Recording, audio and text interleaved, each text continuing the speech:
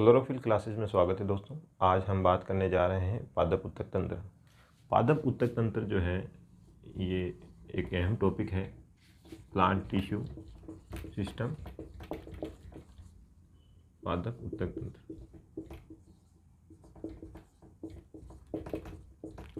दोस्तों पादप की बात करें तो उत्तक शब्द जो है, वैसे हम सब परिचित हैं उत्तक किसे कहते हैं। तो जैसे कोशिकाओं का जो समूह होता है उसे उत्तक कहते हैं। मगर अगर कोशिकाएं एक समान हो, एक जैसी हो और एक ही कार्य कर रही है तो सिंपल उत्तक बोलेंगे, मतलब सिंपल टिश्यू बोलेंगे। अगर कोशिकाएं एक ही जैसी है और अलग अलग काम कर रही है, या कोशिकाएं अलग अलग मिलकर एक काम कर रही है, तो उसे बोलेंगे कॉम्प्लेक्स टिश्यू या जटिल उत्तक।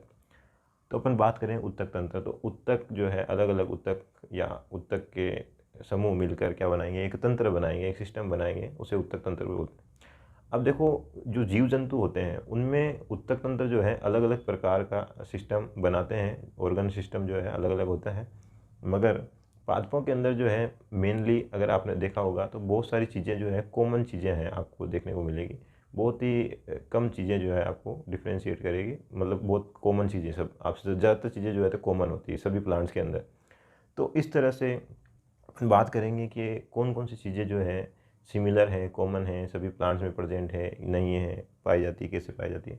तो अपन बात करते हैं, आगे बढ़ते हैं इसमें। तो प्लांट टिश्यू सिस्टम जो है इसको मुख्य रूप से 3 भागों में डिवाइड किया गया है। 3 भागों में कौन कौन से भाग हैं इसके 3। तो अपन क्या देखते हैं इसके अंदर। अब देखो, जैसे अपन प्लांट को देखते हैं तो बाहर से प्लांट को देखते हैं, फिर बाहर से अगर अपन एनाटॉमी की बात करें तो प्लांट के अंदर जाएंगे, और अंदर जाएंगे तो प्लांट के अंदर क्या क्या भाग दिखाई देते हैं। तो पहले प्लांट के भाग जो बाहर से दिखाई देते हैं तो उस हिसाब से अपन बात करते हैं। तो अपन देखते हैं कि पादप टिश्यू जो सिस्टम है उसके अंदर डर्मल या एपिडर्मल टिश्यू सिस्टम, ठीक है। तो ये हो गया इसका फर्स्ट भाग, डर्मल और एपिडर्मल टिश्यू सिस्टम। सेकंड जो भाग है इसका है ग्राउंड टिश्यू सिस्टम। थर्ड भाग जो है दोस्तों ये है वेस्कुलर टिश्यू सिस्टम।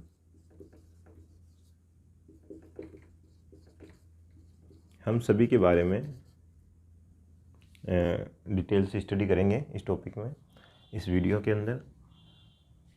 तो जो डर्मल टिश्यू वाला भाग है इसके अंतर्गत जो है और भी भाग डिवाइड किए गए हैं। तो अपन पहले इसके टर्म को समझ लेते हैं। जो डर्मल है, डर्म का मतलब क्या होता है? डर्म का मतलब भी होता है त्वचा। डर्म का मतलब क्या होता है? स्किन या त्वचा। त्वचा जो है सबसे बाहर की तरफ होती है, अपन देखते हैं प्लांट के अंदर। और यहाँ पे लिखा हुआ है एपिडर्मल, ठीक है। एपी का जो ग्रीक भाषा का शब्द है एपी, इस शब्द का मतलब होता है आउटर, ठीक है, आउटर। अब डर्म का मतलब होता है, डर्म जो शब्द है इसका मतलब होता है स्किन, ठीक है। तो इस बेस पे अपन एक नाम दे सकते हैं कि आउटर लेयर, ठीक है, आउटर लेयर। तो प्लांट्स में, अब प्लांट्स के कोई से भी भाग हो सकते हैं। प्लांट की लीफ हो सकती है, प्लांट का स्टेम हो सकता है, प्लांट की जड़ हो सकती है। इन तीनों चीज़ों में अगर आउटर लेयर यानी फ्रूट भी हो सकते हैं, कुछ भी हो सकता है, मतलब प्लांट के जो भी पार्ट्स हैं उनके जो बाहर की लेयर है, बाहर की लेयर, सबसे बाहर की लेयर, तो उसे आउटर लेयर कह सकते हैं आप, या फिर आप उसको एपिडर्मल कह सकते हैं, ठीक है। अब इसको और भागों में डिवाइड किया गया है, उनके अलग अलग भाग हैं। कौन कौन से भाग हैं तो अपन देखते हैं। तो इसके अंदर मुख्य रूप से 3 भाग आपको देखने को मिलेंगे। तो 3 भाग कौन कौन से हैं? तो आपका सबसे पहले ही इसका भाग हो गया एपिडर्मिस, क्योंकि अपन यहाँ पढ़ रहे हैं टिश्यू सिस्टम, यानी कि पूरा सिस्टम है, तो उसमें कौन सा भाग है? एपिडर्मिस है। उसके बाद में यहाँ पे अपन देखते हैं अगला है इसका हेयर या ट्राइकोम,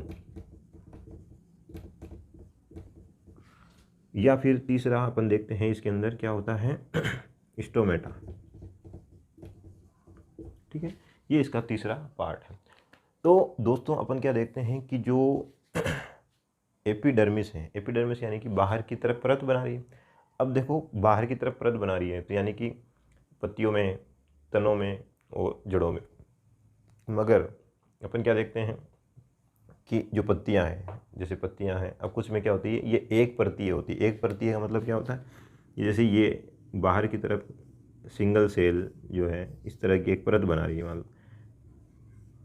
अब आप कह सकते हो कि बाहर की तरफ, सबसे बाहर की तरफ पाई जाने वाली कोशिकीय परत को एपिडर्मिस कहते हैं। अब इसके बाहर भी कोई परत हो सकती है मगर वो कोशिकीय नहीं होगी। क्यों? क्योंकि अपन क्या देखते हैं, कुछ प्लांट्स के अंदर क्या पाई जाती है, क्यूटिकल की परत पाई जाती है, क्यूटिकल की, ठीक है, या सुबेरिन का जमाव होता है, ठीक है। तो ये क्या है, ये एक पदार्थ है, ये कोशिका नहीं है। क्यूटिकल क्या है, जैसे अपन सर्दी आने वाली है, सर्दियों में अपन क्या लगाते हैं, लोशन लगाते हैं। क्यों लगाते हैं? ताकि अपनी स्किन मतलब स्मूथ बनी रहे, मतलब इसमें जो है मॉइस्चर जो है बना रहे। तो इस तरह से अपन अपने आप को क्यूट दिखाने के लिए क्या लगाते हैं, क्रीम लगाते हैं। तो ऐसे ही प्लांट जो है अपने आप को सनलाइट से या तेज़ हवाओं से या और भी जो भी हानिकारक चीज़ें हैं उनसे बचाने के लिए, अपने आप को सुरक्षित रखने के लिए वो क्या करता है, एक वैक्स की या मोम की परत बनाता है, या वैक्सी पदार्थ को अपने बाहर की तरफ एक सीक्रेट लेयर बनाता है, सीक्रेशन करता है। तो उसको अपन बोलते हैं क्यूटिकल की लेयर। तो उससे क्या बन जाता है, प्लांट क्यूट बन जाता है, मतलब चमकीला, सुरक्षित हो जाता है। तो इसी तरह अब एपिडर्मिस क्या है, कोशिकीय परत है, जबकि ये किसी पदार्थ की परत है, ठीक है। तो पदार्थ की परत है तो क्यूटिकल की हो सकती है, या सुबेरिन की हो सकती है, या म्यूसिलेज की भी हो सकती है, क्योंकि जलोद्भिद पौधे जो होते हैं उसके ऊपर क्या होते हैं, म्यूसिलेज की एक लेयर पाई जाती है, जिससे क्या होती है, उनके प्लांट जो है उसके भाग जो होते हैं वो क्या हो, नष्ट नहीं हो जल्दी से पानी के अंदर। तो इस तरह से अगर कोशिकीय परत सबसे बाहर की तरफ कोशिकीय परत है तो वो क्या है, एपिडर्मिस है। अब जैसे पत्ती के अंदर बात करें तो कुछ प्लांट की पत्तियों में जो है एपिडर्मिस जो होती है वो 2 से 3 परती होती है। जैसे फाइकस इलास्टिका यानी कि रबर का जो प्लांट है, फाइकस बेंगालेंसिस बरगद के अंदर, या नीरियम इंडिकम जो है ये प्लांट है, इनके अंदर क्या होता है कि जो कोशिकी की जो परत होती है ये एपिडर्मिस की, ये क्या होती है, 2 से 3 परती मोटी हो जाती है। परत का मतलब क्या है, अब जैसे एक कोशिकी यहाँ पे भी आ जाएगी तो ये क्या होगी, 2 द्विपरती हो गई। अब ऐसे एक और आ गई तो ये 3 परती हो गई। तो इस तरह से 3 परत की जो है लेयर बना लेती है इन कुछ प्लांट्स के अंदर, जबकि कुछ प्लांट्स में क्या होती है, सिंगल लेयर की होती है। ऐसे ही अब अपन क्या देखते हैं कि जो जड़ होते हैं, जड़ के अंदर जो एपिडर्मिस है उसको अपन बोलते हैं एपिब्लेमा। क्या बोलते हैं दोस्तों, एपिब्लेमा। एपिब्लेमा क्यों बोल रहे हैं, क्योंकि अपन क्या देखते हैं कि जो जड़ होती है वो मिट्टी के अंदर क्या होती है, ग्रो करती है, मिट्टी के अंदर बढ़ती है, जिसकी वजह से उनकी जो बाहर की परत है, लेयर है, वो क्या हो जाती है, रप्चर हो जाती है। रप्चर होने की वजह से क्या होता है कि उसके अंदर मतलब जो कोर्टेक्स वाला भाग होता है, कोर्टेक्स वाले भाग में क्या आ जाता है, कोर्टेक्स वाले भाग की बाहर की मतलब जो परत होती है, आउटर कोर्टेक्स जो होता है उसकी बाहर की परत जो है वहाँ पे उसकी स्थान ले लेती है, जिसकी वजह से उसको एपिब्लेमा कहते हैं, ठीक है, या राइजोडर्मिस कहते हैं। अब राइजोडर्मिस क्यों कह रहे हैं इसको, राइजोडर्मिस कहने का मतलब क्या है, राइजा जो शब्द है, राइजा, राइजा का मतलब होता है जड़ या रूट, ठीक है, और डर्म का मतलब अपन को पता ही है, स्किन या त्वचा। तो रूट की परत या रूट की त्वचा को राइजोडर्मिस बोल रहे हैं। अब इसी तरह इसका एक और नाम है पीलीफेरस। पीलीफेरस लेयर कह सकते हो, या पीलीफेरस डर्म कह सकते हो, या पीलीफेरस। तो ये पीलीफेरस क्या नाम दिया, पीली जो है ये शब्द जो है ये उन आउटग्रोथ के लिए किया जाता है जो कोशिकाओं में ऐसे लंबी चोंचनुमा संरचना बनाती है, इस तरह की फूल जाती है, मतलब बाहर एक लंबी संरचना बना देती है। तो अपन क्या देखते हैं कि जो जड़ होती है, जड़ की जो एपिडर्मिस होती है, उनकी जो कोशिकाएं होती है, ये कोशिका जैसे ये मान लो जड़ की एपिडर्मिस कोशिका है, अब ये क्या करेगी, इस कोशिका को इस तरह से लंबे धागेनुमा संरचना बना लेगी यूँ बाहर की तरफ, ठीक है। तो ये जड़ की कोशिका इस तरह से मान लो बाहर, तो इस तरह से ये पेपिला नुमा संरचना बना रही है, तो ये पेपिला नुमा चोंचनुमा संरचना बना रही है। तो इस वजह से इसको पीलीफेरस यानी कि ये जो लेयर है इसमें क्या हेयर बन रहे हैं, सॉरी रूट हेयर बन रहे हैं, इस वजह से इसे मूल रोम बोलते हैं। ये क्या करते हैं, जल का अवशोषण करते हैं, उनको पता है, मिनरल्स का अवशोषण करते हैं। तो इस वजह से इसको बोलते हैं पीलीफेरस लेयर या पीलीफेरस डर्म। मगर अभी देखो जड़ों में भी अपन ने देखा कि एपिडर्मिस किस तरह की होती है, पत्तियों में भी देखा। अब पत्तियों में भी अलग अलग तरह की हो सकती है, अपर और लोअर, क्योंकि पत्तियां जो है दोनों सरफेस होते हैं पत्तियों के, एक तो ऊपर वाला एक नीचे वाला। तो अपर लेयर अपर वाली एपिडर्मिस, लोअर एपिडर्मिस, तो दो तरह की एपिडर्मिस हो गए। अब तने में तो ऐसा होता नहीं है, मगर तने जैसे ही पुराने होते जाते हैं, यानी कि द्विबीजपत्री या बहुवर्षीय जो तने होते हैं, उनमें क्या होता है कि एपिडर्मिस तो क्या हो जाती है, नष्ट हो जाती है। वो धीरे धीरे क्योंकि सेकेंडरी ग्रोथ होती है, सेकेंडरी ग्रोथ होने की वजह से जो जाइलम फ्लोएम जो है, जिसकी सेकेंडरी ग्रोथ होने की वजह से वो बाहर की तरफ ऐसे धक्का मारते हैं टिश्यू को, ऊतकों को। तो उसकी वजह से क्या होती है, बाहर की जो लेयर है वो क्या हो रही है, रप्चर हो जाती है। तो अपन ने देखा होगा कि जो पुरानी जो बड़ी बड़े पेड़ होते हैं, उन पेड़ के जो तने होते हैं वो कटे फटे होते हैं, या उनकी छाल जो है उतरती रहती है।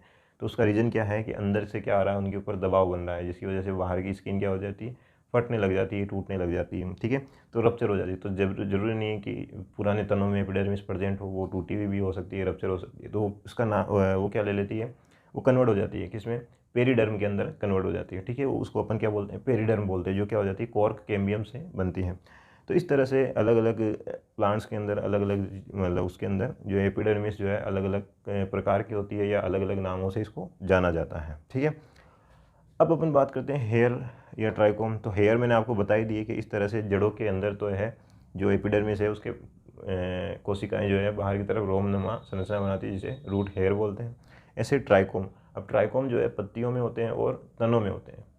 अब ये होते कैसे, तो आपने देखा होगा कि जो पौधे होते हैं उनकी पत्तियों पे या उनके जो तने होते हैं उन पे वाइट कलर की हेयर लाइक स्ट्रक्चर होते हैं, एकदम बारीक बारीक, जो मतलब ज़्यादा अपन पास में रखते हैं प्लांट को या उसके नज़दीक जाते हैं तब अपन को दिखाई देते हैं, या अपन माइक्रोस्कोप में ही देख सकते हैं। तो ये जो ट्राइकोम होते हैं ये अलग अलग प्रकार के पौधों में अलग अलग तरह के होते हैं, इनका शेप अलग अलग होता है। किसी के अंदर देखो एकदम सीधे होते हैं, किसी में इस तरह से भाले के आकार के होते हैं, किसी में से त्रिशूल के आकार के, अलग अलग तरह के जो है इसके अंदर देखने को मिलते हैं। तो ट्राइकोम भी अलग अलग होते हैं, और इनके अंदर कुछ ग्रंथियाँ भी पाई जाती हैं। ये ग्रंथियाँ में कुछ में टॉक्सिक पदार्थ होते हैं, कुछ में अच्छे पदार्थ होते हैं। तो अलग अलग पदार्थ की ग्रंथियाँ इसके अंदर प्रेजेंट होती हैं, जिसकी वजह से ये जैसे किसी के कॉन्टेक्ट में आते हैं तो ये क्या करते हैं, किसी में एलर्जी उत्पन्न कर देते हैं, जिसकी वजह से उसके अंदर खुजली वगैरह या और भी कोई प्रॉब्लम हो जाती है। तो आपने देखा होगा कुछ प्लांट ऐसे होते हैं जैसे जिसके अंदर क्या होता है, जिनके दंश या मतलब अपन कह सकते हैं कि उसके कांटेक्ट में आने से ही आपकी जो स्किन है वो उसमें खुजली होने लग जाती है, ऐसे देखने को मिलता है। तो ये ट्राइकोम जो है अलग अलग प्रकार के होते हैं। अब ये काम क्या करते हैं, क्यों होते हैं ये, क्यों इन्होंने प्लांट ने इनको क्यों बनाया। तो अपन क्या देखते हैं, जैसे अपने हेयर होते हैं वो क्या करते हैं, जैसे अपने गर्मी वगैरह होती है तो जो वाटर वेपर है पसीने के रूप में निकलती है, तो वो क्या पसीना जो है अपने जो हेयर है, ये रोम है, ये क्या करते हैं, उसको एक तरह से रोक के रखते हैं थोड़े समय के लिए, फिर उसके बाद में वो एवोपरेट हो जाते हैं। तो इसी तरह प्लांट के अंदर भी जैसे सनलाइट गिरती है तो वाटर वेपर जो है वाष्पोत्सर्जन की क्रिया होती है ट्रांसपायरेशन की, तो उसमें क्या होता है, वाटर वेपर उड़ती है।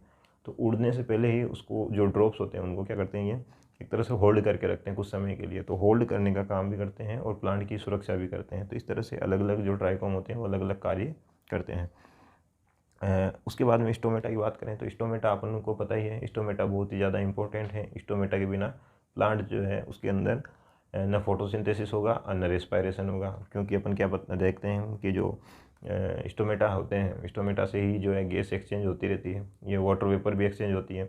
तो इस तरह से स्टोमेटा बहुत ही इंपॉर्टेंट है। तो स्टोमेटा में दो मेन चीज़ होती है, एक तो क्या होती है, गार्ड सेल होती है, द्वार कोशिकाएँ, एक होती है उसकी सहायक कोशिकाएँ जिसे सब्सिडरी सेल्स बोलते हैं।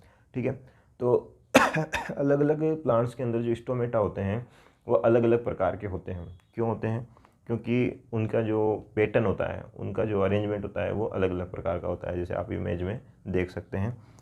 इसी तरह स्टोमेटा का मैंने कार्य बता दिया आपको, अलग अलग पौधों में अलग अलग तरह के स्टोमेटा होते हैं। ठीक है, अब स्टोमेटा क्लोज और ओपन जो है उनके अंदर उपस्थित है। जैसे अपन ने पढ़ा है कि भाई इसके अंदर क्या पाया जाता है, क्लोरोफिल पिगमेंट होते हैं, क्लोरोप्लास्ट होते हैं बहुत सारे, और इनका जो जीवदर्भी होता है वो गाढ़ा होता है, गार्ड सेल का, जिसकी वजह से ये ओपन भी होते हैं क्लोज भी होते हैं कुछ में।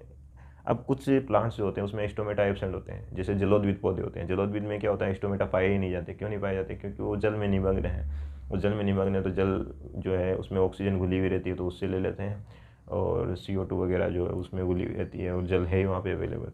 तो इस वजह से किसी प्लांट में स्टोमेटा नहीं पाए जाते हैं।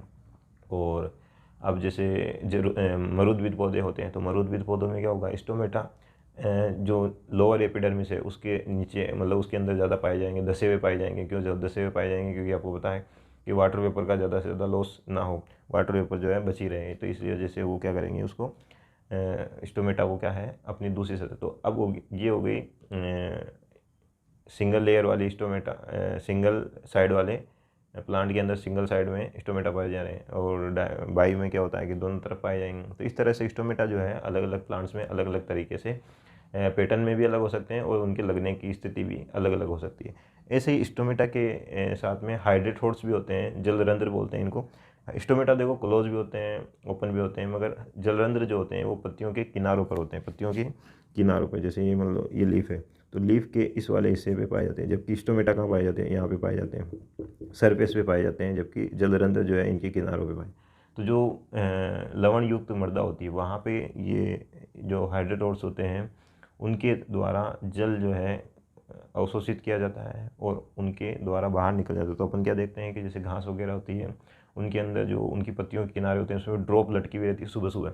तो उसका रीज़न क्या है कि रात भर वो पानी को अवशोषित करता रहता है और स्टोमेटा बंद होते हैं। अब स्टोमेटा बंद होते हैं तो हाइड्रेटोड्स जो होते हैं जलरंध्र, उनके द्वारा वो क्या होता है, ड्रॉप्स को बाहर की तरफ निकाल देता है, इसलिए अपन को बूंद के रूप में दिखाई देते हैं। ठीक है, तो अब ये तो हो गए अपने एपिडर्मल टिश्यू सिस्टम के बारे में, जिसमें अपन ने जनरल बातें की।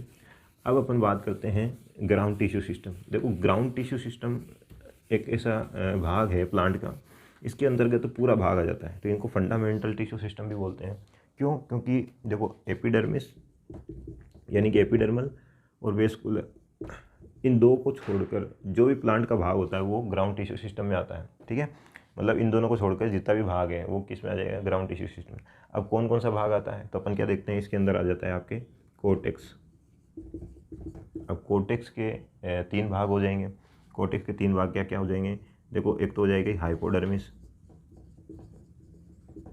अब हाइपोडर्मिस जो है तने में ज़्यादा डेवलप होती है। अब ये दूसरा हो जाएगा मिडल कोर्टेक्स, फिर तीसरा हो जाएगा आपका एंडोडर्मिस। ये 3 भाग क्या हो गए, कोर्टेक्स के 3 भाग हैं। अब कोर्टेक्स क्या है, एक तरह से मर्दूता की कोशिकाओं की संरचना होती है। अब कोर्टेक्स के अंदर भी जो हाइपोडर्मिस है, अब ये कोलिन काइमेटस भी हो सकती है या स्क्लेरन काइमेटस भी हो सकती है। तो ये प्लांट के ऊपर डिपेंड करती है, वो प्लांट कैसा है उसके हिसाब से इसके अंदर स्क्लेरन काइमा कोशिकाएं हो सकती है या कोलिन काइमा कोशिकाएं या पेरेन काइमा कोशिकाएं। तो कोशिकाओं के तीनों में से कोई सा भी प्रकार हो सकता है, वो उस पर डिपेंड करता है। ठीक है, तो हाइपोडर्मिस और मिडल कोर्टेक्स और एंडोडर्मिस, तो ये 3 भाग जो है इसके होते हैं। अब ये तो उसका प्रारंभ करने वाला भाग होता है, ये अंतिम भाग होता है एंडोडर्मिस। एंडोडर्मिस जो जड़ होती है, जड़ों के अंदर जो ज़्यादा विकसित प्रकार की होती है, क्योंकि एंडोडर्मिस के जो अंदर की तरफ है वो क्या पाया जाता है, पेरीसाइकिल पाया जाता है। पेरीसाइकिल भी जो है ग्राउंड टिश्यू का ही भाग है, अपन बात करेंगे तो कोर्टेक्स के बाद में पेरीसाइकिल आता है। ठीक है, परिरंभ, जो परिरंभ होता है, पेरीसाइकिल होता है ये अब देखो द्विबीजपत्री पौधे जो होते हैं उनका जो एनाटॉमी है वो जिम्नोस्पर्म से मिलता जुलता है, और इनका डिफ्रेंशिएशन किस में आ जाता है, मोनोकोट प्लांट में। मोनोकोट प्लांट में क्या होता है कि जो ग्राउंड टिश्यू है ये वेल, मतलब यूँ कह सकते हो आप, विभेदित नहीं होता है, डिफ्रेंशिएट नहीं होता है। डिफ्रेंशिएट नहीं होने की वजह से उसमें क्या होता है कि ग्राउंड टिश्यू में आप आइडेंटिफाई नहीं कर सकते कि कोर्टेक्स कौन सा है, पेरीसाइकिल कौन सा है, आपके हाइपोडर्मिस है, एंडोडर्मिस है, कुछ भी आपको आइडेंटिफाई नहीं होगा, क्योंकि उसके अंदर क्या होता है, वेल डिफाइन नहीं होता है ग्राउंड टिश्यू सिस्टम। ठीक है, अब उसके बाद में जैसे अपन इसकी बात कर रहे थे, तो हाइपोडर्मिस एंडोडर्मिस में जो भाग है ये जड़ों के अंदर ज़्यादा विकसित प्रकार का होता है। इसके अंदर जो कोशिकाएं होती है वो थोड़ी मोटे आकार की होती है और इनके ऊपर एक थिकनिंग, एक जमाव होता है। ठीक है, लिग्निन का या अन्य पदार्थों का, तो उस थिकनिंग से क्या बन जाती है, पट्टियाँ बन जाती है। तो इसकी खोज जो है आर केसपेरी नामक वैज्ञानिक ने की थी। तो इस वजह से उस वैज्ञानिक के नाम पे इसका नाम क्या रख दिया, केसपेरियन पट्टिका। इसके ऊपर मतलब एंडोडर्मिस की जो कोशिकाएं होती है उन पर जो जमा होता है जिस पदार्थ का, लिग्निन का या और भी दूसरे पदार्थ हो, तो जमाव होने की वजह से उस पर पट्टियाँ बन जाती है। उन पट्टियों का नाम क्या रख दिया, केसपेरियन पट्टिका। ठीक है, तो केसपेरियन पट्टिका जो है जड़ों की जो एंडोडर्मिस होती है उसमें पाई जाती हैं, और ये हाइपोडर्मिस कोलिन काइमस या स्क्लेन काइमेटस दोनों में से किसी हो सकती है, और ये मिडिल कोर्टेक्स जो है मृदुतक प्रकार की कोशिकाएं होती है। अब इनमें देखो अलग अलग प्लांट में जैसे किसी में म्यूसिलेज डक्ट भी हो सकती है, किसी में रेजिन डक्ट भी हो सकती है। जैसे जिम्नोस्पर्म के प्लांट होते हैं उनमें जो कोर्टेक्स वाला भाग होता है उसमें रेजिन डक्ट्स पाई जाती है, यानी कि वो रेजिन का सिक्रेशन करती है। या किसी में म्यूसिलेज डक्ट भी हो सकती है जो म्यूसिलेज का सिक्रेशन। तो अलग अलग पौधों में इनके अंदर अलग अलग भाग हो सकते हैं। तो ये तो नॉर्मल चीज़ है, ये कॉमन है, मतलब ये तो मिलेगी आपको। अब किसी में हाइपोडर्मिस, एंडोडर्मिस ये क्या होंगे, विकसित प्रकार के यानी कि वेल डिफाइंड प्रकार के होंगे, किसी में वेल डिफाइंड प्रकार के नहीं होंगे। तो अलग अलग पौधों में अलग अलग होता है। ऐसे ही पेरीसाइकिल की बात करें तो पेरीसाइकिल में बता रहा था आपको, एक चक्र होता है जो किसको कोर्टेक्स और अंदर का जो भाग है यानी कि वेस्कुलर टिश्यू सिस्टम जो होता है उसको अलग करता है। यानी कि इसकी पेरीसाइकिल के अंदर ही क्या पाए जाते हैं, संवहन ऊतक पाए जाते हैं। तो सभी पौधों में लगभग यही देखने को मिलता है। जो डाइकोट और जिम्नोस्पर्म के प्लांट है उनमें जो पेरीसाइकिल होता है, पेरीसाइकिल के अंदर ही क्या पाए जाते हैं, जाइलम फ्लोएम पाए जाते हैं। मगर कुछ एक्सेप्शन भी है, अपवाद भी हैं, जैसे कुकुरबिटा निक्नेंथस है, बहुत सारे ऐसे प्लांट हैं जिनके अंदर इस तरह के अपवाद को देखने को मिलता है। ये जो पेरीसाइकिल होता है ये एक परतीय भी हो सकता है, द्विपर्तीय, बहुपर्तीय भी हो सकता है। तो अलग अलग पौधों के अंदर अलग अलग तरह की पेरीसाइकिल या परिरंभ देखने को मिलता है। तो जड़ों की बात कर रहा था, जड़ों के अंदर क्या होता है, वेल डेवलप्ड होता है ये, और इसी से जो है एंडोजीनस प्रकार की जो लेटरल रूट होती है। लेटरल रूट किसे कहते हैं, जो आपने देखा होगा जो ये जड़ है, मान लो ये जड़ है, अब जड़ के पास में क्या होता है कि साइड में से छोटी छोटी जड़ें निकलती है। ये जड़ें जो है बाहर से नहीं निकल के कहाँ से आती है, अंदर से आती है, अंदर से आती है यानी कि पेरीसाइकिल से, परिरंभ से निकल कर ये जड़ें आती हैं। इस वजह से अपन देखते हैं कि जो मूली वगैरह होती है उनकी जो साइड वाली जो जड़ें होती है वो आसानी से नहीं टूटती है, जबकि जो शाखाएं होती है वो आसानी से टूट जाती है क्योंकि वो एक्सोजिनस होती है। और ये रूट क्या है, एंडोजिनस, यानी अंदर से इसकी सेल जो है अंदर से डिवाइड होती जा रही है और अंदर से बनकर बाहर निकल रही है। तो ये जो पेरीसाइकिल है जड़ों के अंदर बहुत ज़्यादा इंपॉर्टेंट रोल अदा करता है, क्योंकि ये क्या बना रहा है, लेटरल रूट का निर्माण कर रहा है। ठीक है, लेटरल रूट का निर्माण करता है। ठीक है, अब पेरीसाइकिल के बाद में अब अंदर वाला पोर्शन आ गया। अंदर वाले पोर्शन के अंदर आपके क्या मिलेगा, पित्त मिलेगा। ठीक है, अब पित्त जो है, पित्त किस वाले भाग को कहते हैं, जैसे मान लो ये एक आपको डाइकोट प्लांट है, डाइकोट प्लांट का स्टेम मान लेते हैं अपन, ये स्टेम है। अब स्टेम के अंदर आपके, मैंने बताया आपको कि भाई ये तो कोर्टेक्स वाला भाग हो गया, उसके बाद में ये आ गई आपकी इसकी पेरीसाइकिल, परिरंभ। ठीक है, ये पेरीसाइकिल, इसके बाद में जो बीच वाला भाग है ये क्या होता है, पित्त होता है, यानी कि मर्दूते की कोशिकाओं का बना होता है। किसी में स्क्लेन काइमेटस कोशिकाओं का बना होता है, किसी में कोलेन काइमेटस। तो मदर ज़्यादातर जो है ये जो पित्त होता है ये स्क्लेन काइमेटस कोशिकाओं का या पेरेन काइमेटस कोशिकाओं का बना होता है। अब जिसमें पित्त पाया जाता है तो उसमें पित्त उपस्थित होता है, तो ये पूरा जो अंदर वाला भाग है ये क्या होता है, ठोस होता है। अगर किसी में पित्त एब्सेंट होता है तो ये अंदर वाला जो भाग है वो खाली हो जाता है। खाली होने मतलब बीच में से खाली रहता है। जैसे आप यूँ समझ सकते हो, जैसे बांस होता है, बांस के अंदर अंदर का पित्त एब्सेंट होता है, पित्त एब्सेंट होने की वजह से बीच में से खाली दिखा है। ऐसे ही आप कुकुरबिटा जो प्लांट होते हैं, ककड़ी के जो पौधा होता है, आप उसके देख सकते हो, तो पित्त एब्सेंट होने की वजह से उसमें अंदर खाली जगह रहती है। तो किसी में पित्त पाया जाता है, किसी में नहीं पाया जाता है। अब अपन क्या देखते हैं कि जो पित्त है, अब यहाँ जैसे मान लो या वेस्कुलर सिस्टम बना लिया मान लो। अब ये वेस्कुलर सिस्टम जो है यहाँ पे, अब ये जो पित्त है, इस पित्त से कुछ कोशिकाएं जो है इस तरह से डिवाइड होती है कि यहाँ से इस परिधि की तरफ बढ़ने लग जाती है। तो इस तरह से एक किरण के समान, एक रे के समान जो है संरचना बन जाती है। तो इस संरचना को अपन बोलते हैं मेडुलरी रे। ठीक है, मज्जा किरणें, मज्जा किरणें क्या है कि मतलब पित्त से होकर कुछ कोशिकाएं जो है परिधि की तरफ ऐसे लेयर में एक सीधी लाइन के रूप में दिखाई देती है, तो इनको बोलते हैं मेडुलरी रे। ये मेडुलरी रे क्या काम करती है, देखो पित्त का भी काम है। पित्त भी क्या करता है, किसी किसी में स्टोरेज का भी काम करता है, जल संग्रहण का काम करता है। ठीक है, जल को स्टोर करने का काम करता है। तो ऐसे ही मेडुलरी रे जो है साइडों के अंदर, ठीक है, जो यूँ कह सकते हो आप अरीय दिशा में जल संचरण का काम करते हैं, भोजन का संचरण करते हैं, या संवहन का काम भी करते हैं। तो मतलब कुछ कोशिकाएं जो है इनका, जैसे पेरेनकाइमेटस कोशिकाएं होती है वो क्या करती है, जल को स्टोरेज कर लेती है, फिर कुछ समय बाद आवश्यकता होती है तो उसको सर्कुलेट करती रहती है। तो इस तरह से अब जो ग्राउंड टिश्यू सिस्टम है उसका ये भाग हो गए। ठीक है, अब ग्राउंड टिश्यू सिस्टम के बाद में अपन क्या देखते हैं कि वेस्कुलर टिश्यू सिस्टम। तो वेस्कुलर टिश्यू सिस्टम में अपन क्या देखते हैं कि जो वेस्कुलर टिश्यू होते हैं वो दो होते हैं मुख्य रूप से। वेस्कुलर टिश्यू दो होते हैं। दो कौन कौन से होते हैं, तो जाइलम और फ्लोएम दो वेस्कुलर टिश्यू होते हैं। अब जाइलम और फ्लोएम जो है इसके चार भाग होते हैं, चार हिस्से होते हैं। इसमें अपन क्या देखते हैं कि जो जाइलम होता है उसमें जाइलम ट्रेकियरी एलिमेंट्स होते हैं। देखो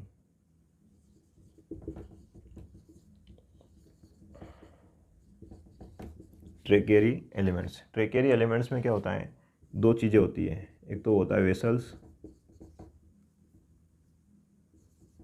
एक होता है ट्रेकिड्स। ठीक है दोस्तों, वाहिकाएं और वाहिनिकाएं। और उसके बाद में अपन बात करते हैं जाइलम फाइबर की और जाइलम पेरेनकाइमेटस, पेरेनकाइमा। तो ये चार चीज़ें इसमें देखने को मिलती हैं। तो ये क्या करती हैं, ये दोनों जल का संवहन करती हैं। अब देखो जिम्नोस्पर्म के जो डिटेल्स समूह हैं उसमें तो वेसल्स पाई जाती है, बाकी में वेसल्स नहीं पाई जाती है। बाकी जो मोनोकोट प्लांट है उसके अंदर जाइलम पेरेनकाइमा प्रेजेंट नहीं होती है, एब्सेंट होती है, जबकि जाइलम फाइबर वगैरह ये पाए जाते हैं।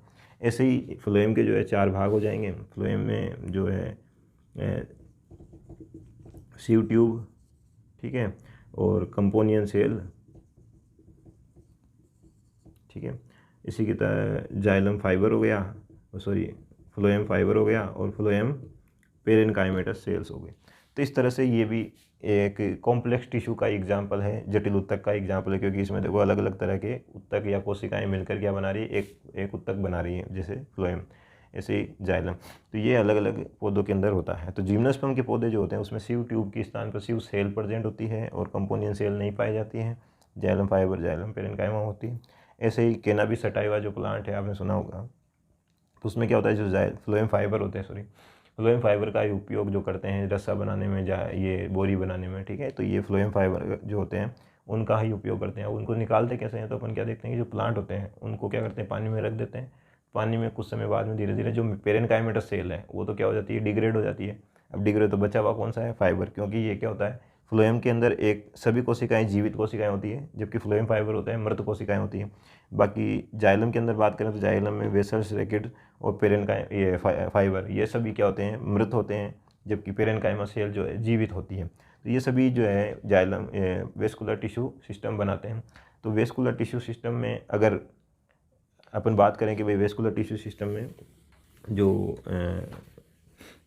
किस तरह की व्यवस्था होती है, व्यवस्था की बात करें अपन, तो व्यवस्था में अपन क्या देखते हैं कि जो तना होता है, तने की अपन बात करें तो तने के अंदर क्या होता है कि ये क्या होते हैं, कॉन्जॉइंट होते हैं।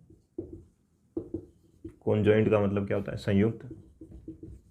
संयुक्त का मतलब क्या अपन देखेंगे जी, तो जैसे जाइलम, ये फ्लोएम है, ये फ्लोएम है और ये जाइलम है, तो इस तरह से क्या होंगे, ये जुड़े हुए रहेंगे, संयुक्त होंगे। कोलेटरल, कोलेटरल का मतलब क्या होता है, समद्विपार्श्व।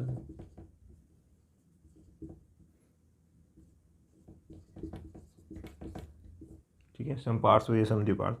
तो ये इसका मतलब क्या है, जैसे एक वलय के अंदर इस तरह से तने की बात करें अपन, तो तने में क्या है, जैसे इस तरह से जाइलम जो एक वलय में व्यवस्थित है, जाइलम फ्लोएम जो है एक वलय में व्यवस्थित है। तो इस तरह से ये एक जाइलम दूसरे, मतलब एक पूरा संवहन उत्तक या संवहन बंडल, उसके साथ में दूसरा संवहन बंडल फिर ऐसे लगे हो, तो इसको बोलेंगे कोलेटरल। अब मान लो इसमें जो फ्लोएम है, फ्लोएम के बीच में जो है अगर केम्बियम प्रेजेंट है, ठीक है, केम्बियम है, तो केम्बियम होने की वजह से ये इसको बोलेंगे ओपन। अगर केम्बियम नहीं है तो इसको बोलेंगे क्लोज। अब क्लोज और ओपन का मतलब क्या है, तो ओपन का मतलब क्या है, ये केम्बियम है, केम्बियम है तो सेकेंडरी जाइलम सेकेंडरी फ्लोएम बनाएगा, सेकेंडरी फ्लोएम सेकेंडरी जाइलम बनेंगे, तो इसका मतलब सेकेंडरी ग्रोथ होगी। सेकेंडरी ग्रोथ होगी तो पादप के तने में मोटाई में वृद्धि होगी। अगर क्लोज है तो इसमें नहीं होगी, नहीं होगी तो मोटाई में वृद्धि नहीं होगी। तो एग्जाम्पल क्या है इसके, मोनोकोट प्लांट है, ठीक है, या कुछ ऐसे प्लांट जो है कम समय तक या कुछ महीनों तक ही जीवित रहते हैं, तो वो उसमें केम्बियम नहीं पाया जाता है मान लो, तो वो क्लोज होंगे। अब ये तो जो है इसके अंदर कॉन्जॉइंट समद्विपार्श्व ये स्थिति जो है देखने को मिलती है। जबकि जड़ जो होती है, जड़ के अंदर क्या होता है कि अरीय स्थिति देखने को मिलती है। ठीक है दोस्तों, अरीय स्थिति, अरीय में क्या होता है कि जैसे मान लो ये एक जाइलम है और ये फ्लोएम है, तो जाइलम और फ्लोएम जो है ऐसे एक दूसरे के अल्टरनेट होते रहते हैं। अब यहाँ पे देखो मैंने कुछ इस तरह की संरचनाएं बनाई हैं कि जो देखो यहाँ पे ये भाग जो है ये इस तरह से तिकोना बनाया यूँ, जबकि यहाँ पे ये तिकोना भाग इधर बाहर की तरफ बनाया। तो इसका मतलब क्या हुआ कि ये जो तिकोना भाग है इसका मतलब क्या है, यहाँ पे ये प्रोटोजाइलम है, प्रोटोजाइलम है। प्रोटोजाइलम का मतलब क्या है कि जब पौधा एम्ब्रियो से बड़ा हो रहा था, बन रहा था, तो जब प्राइमरी जाइलम फ्लोएम सबसे पहले बने तो उसमें क्या हुआ कि उसके जो प्राइमरी जाइलम फ्लोएम बने तो उसमें जो जाइलम फ्लोएम बना, तो वो किस तरह से जाइलम जो बना है वो किधर बना, उसकी परिधि की तरफ बना। ठीक है, उसकी जो वेसल्स है वो परिधि की तरफ बनी। अब धीरे धीरे जैसे वो पौधा बड़ा होगा तो उसके अंदर जो जाइलम फ्लोएम बाद में बनते गए, तो ये तो पहले बने, इसका आकार क्या होगा, छोटा होगा, और जैसे जैसे बाद में बनेंगे तो उसका आकार क्या हो जाएगा, बढ़ जाएगा। तो ये तो पहले बन गया जब वो पौधा बन रहा था, तो इसको बोलेंगे प्रोटोजाइलम, और जैसे ही ये बाद में बने तो इसको बोलेंगे मेटाजाइलम। तो दो तरह के जाइलम हो गए, प्रोटोजाइलम और मेटा। तो प्रोटोजाइलम जो है अगर बाहर की तरफ है तो इसको बोलेंगे एग्जार्च। एग्जार्च बाह्य आदि दारुक, एग्जार्च यानी बाह्य आदि दारुक। ये बाह्य आदि दारुक किसे बोलेंगे, प्रोटोजाइलम को। तो ये हो गई जड़ के अंदर स्थिति, जड़ों के अंदर ऐसा देखने को मिलता है। अगर तने की बात करें तो तने के अंदर होता है कि ये देखो तिकोना हिस्सा अंदर, यानी कि प्रोटोजाइलम अंदर और मेटाजाइलम बाहर। तो इस तरह से तने के अंदर क्या हो गया, एंड आर्च, यानी कि अंतः आदि दारुक। अब किसी किसी जैसे पत्तियों के अंदर बात करें तो पत्तियों में क्या होता है, मीजार्च होता है। मीजार्च का मतलब क्या होगा, अब देखो जो प्रोटोजाइलम है वो मध्य स्थिति में रहेगा, मतलब केंद्र में, और मेटाजाइलम जो है बाहर की स्थिति में रहेगा। तो दोनों तरफ से बीच में आएगा प्रोटोजाइलम और दोनों के साइडों में रहेगा मेटाजाइलम। तो इस स्थिति को बोलेंगे मीजार्च। अब ये पत्तियों में होता है। अब देखो जो जाइलम परिधि की तरफ रहता है, ठीक है, परिधि की तरफ रहता है, जो एग्जार्च है उसको बोलते हैं सेंट्रीपेटल, सेंट्रीपेटल जाइलम।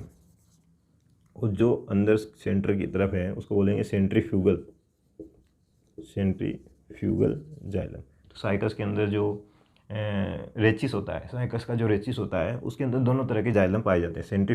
सेंट्रीफ्यूगल भी होता है, सेंट्रीपेटल भी होता है। जो उसका आधारी भाग होता है, जैसे आपने रेचिस की संरचना देखी होगी, इस तरह की होती है रेचिस की संरचना। तो उसके जो नीचे वाला भाग होता है इसका, ये उसमें तो सेंट्रीफ्यूगल होता है, और यहाँ पे जो होता है सेंट्रीपेटल होता है। ठीक है, सेंट्रीफ्यूगल और सेंट्रीपेटल दो तरह के जो जाइलम है उसके अंदर एक के अंदर ही देखने को मिलते हैं।